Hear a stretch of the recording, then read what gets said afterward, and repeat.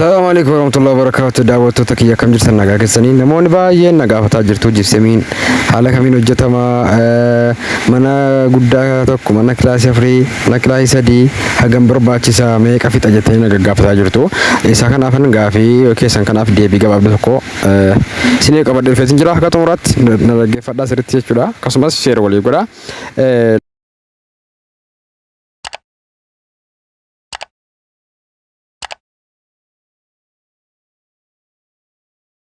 jalqaba irratti jeefsami koornisiin akkuma barbaadan isiniif hojjetama. Dirqama ammootu akkuma neengadda isiniif himee manni keessan safaramuu qaba.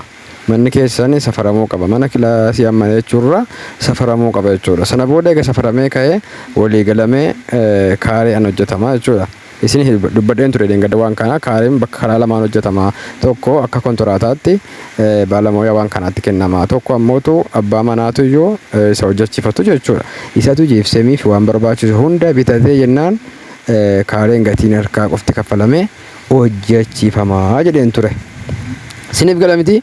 Kanaafiyyuu namoonni barbaadan ammas taanaa lakkoofsa bilbilaa duwwaa 938 WhatsAppiidhaan naan dubbadhaa. Isiniif hojjetama jechuudha. Maatii keessan wal quunnamsiiftanii jechuudha. Suuraa isin filattaniin isiniif hojjetama.